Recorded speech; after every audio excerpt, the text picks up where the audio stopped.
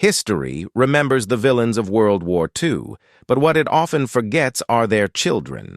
People who were born into powerful families they never chose and spent their entire lives carrying names forever linked to genocide, war crimes, and unimaginable cruelty. These children did not commit the crimes of the Third Reich, yet many of them lived under a shadow they could never escape. In this video, we explore the lives of the children of Nazi Germany's most powerful leaders, how some defended their fathers, how others rejected them completely, and how a few chose silence as their only escape. This is not a story of guilt, but of inheritance, identity, and the long shadow of history. Gudrun Himmler was born on August 8, 1929, the only child of Heinrich Himmler, one of the chief architects of the Holocaust and one of the most feared men in Nazi Germany. Despite her father's central role in some of the worst crimes in human history, Gudrun remained fiercely loyal to him throughout her life. To her, Heinrich Himmler was not a war criminal.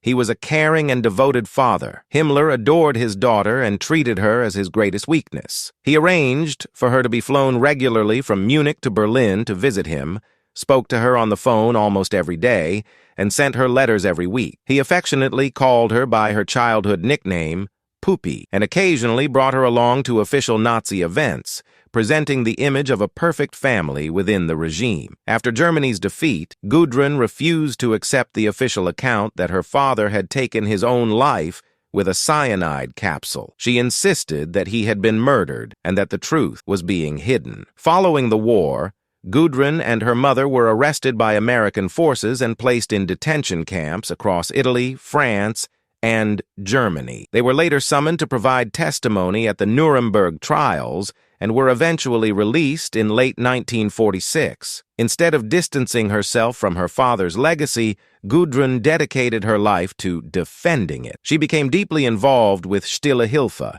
a secretive organization that provided financial and legal support to former SS members who were imprisoned, convicted, or on the run. Until her death in 2018, Gudrun Himmler never renounced her father or acknowledged his crimes, remaining loyal to his memory until the very end. Martin Bormann Jr. was born on April 14, 1930, the eldest son of Martin Bormann, one of the most powerful and influential officials in Nazi Germany. As a child, he lived a sheltered life, largely unaware of the full scale of the atrocities carried out by the regime his father helped run. Martin Bormann Sr. was part of Hitler's inner circle and held enormous control within the Nazi Party, yet his son was shielded from the brutal reality behind that power. After the war, when Martin Jr. began to learn the truth about his father's actions and the crimes of the Third Reich, it deeply disturbed him and reshaped his entire worldview. Unlike many children of Nazi leaders,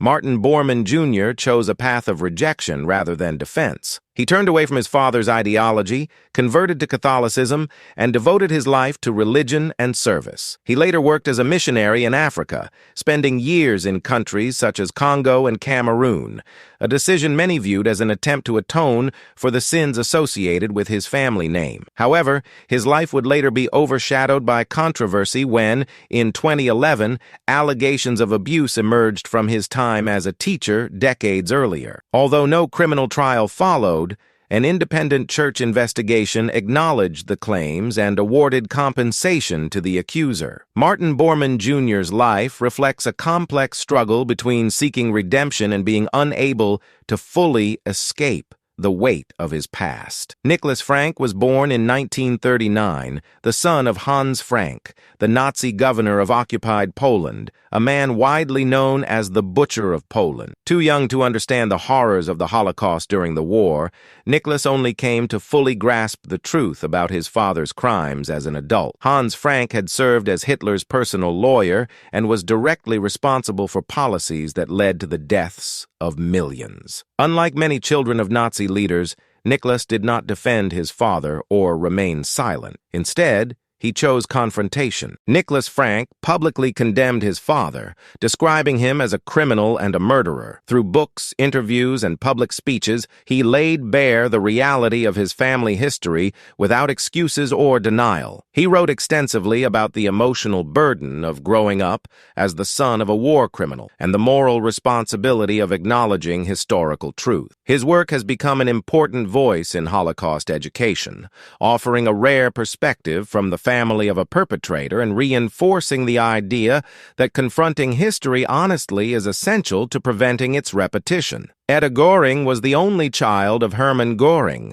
one of Adolf Hitler's closest allies and the second most powerful man in Nazi Germany. Born just before the outbreak of World War II, Etta's early life was defined by privilege, wealth, and status. She grew up at the Göring family estate, surrounded by servants, luxury, and priceless works of art. Nazi propaganda often portrayed her as a symbol of wholesome family values, using her image to humanize the regime. During her childhood, Etta received numerous valuable gifts, including historic paintings and artworks. As the war came to an end, Etta's world collapsed. Hermann Göring was arrested, put on trial at Nuremberg, and sentenced to death for war crimes.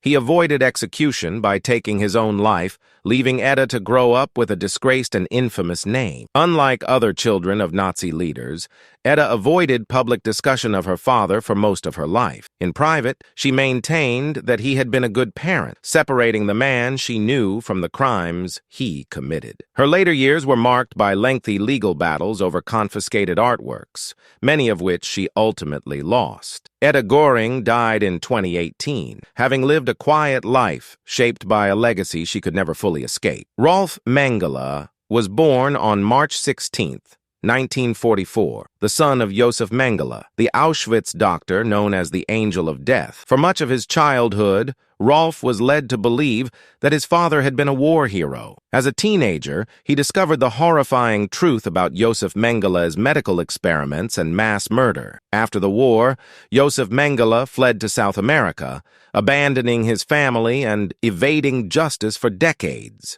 Despite the burden of his surname, Rolf attempted to live a normal life, studying law and becoming a successful corporate lawyer. In 1977, Rolf traveled to South America to meet his father for the first and only time as an adult. During that meeting, he realized that Josef Mengele felt no remorse for his crimes and continued to justify his actions. Although Rolf despised what his father had done, he chose not to reveal his location to authorities, allowing him to remain free until his death. After this encounter, Rolf changed his identity and distanced himself completely from his past. It is believed that he later lived quietly in Germany, determined to leave behind a name forever associated with pure evil. Wolf Hess was the son of Rudolf Hess, Hitler's former deputy and one of the most prominent figures in Nazi Germany. In 1941, Rudolf Hess flew alone to Scotland in a failed attempt to negotiate peace with Britain, an act that led to his capture and lifelong imprisonment. After the war, he was sentenced to spend the rest of his life in Spandau prison. Unlike many others, Wolf Hess devoted his entire life to defending his father's reputation. He argued that Rudolf Hess was misunderstood and unjustly punished rather than a war criminal. Wolf organized campaigns, formed committees, wrote books, and gathered supporters in an effort to secure his father's release. Even after Rudolf Hess died in prison in 1987, Wolf claimed that his death was the result of foul play. Wolf Hess passed away in 2001, having spent his entire life attempting to rewrite his father's place in history. Albert Speer Jr. was born on July 29, 1934, the son of Adolf Hitler's chief architect and armaments minister. As a child, Albert Jr. spent time near Hitler's Alpine retreat, an experience that placed him disturbingly close to the center of Nazi power. After the war, his family collapsed under the weight of his father's crimes. Albert Jr. struggled with a severe stutter in his youth, but eventually overcame it. He deliberately avoided discussing his father in public and pursued a career in architecture, building a reputation entirely separate from the Nazi past. Throughout his life, Albert Speer Jr. emphasized his desire to distance himself from his father and the regime he served. He avoided public commentary, focusing instead on his professional work and personal identity. Albert Speer Jr. died in 2017, having successfully carved out a life beyond the shadow of the Third Reich. These children did not choose their fathers, but they were forced to live with the consequences. Some defended the past, some rejected it completely, and others disappeared into silence. History does not end with those who commit crimes. It echoes through the generations that follow. If you found this video thought-provoking, share your thoughts in the comments, like the video, subscribe to the channel, and we'll see you in the next one.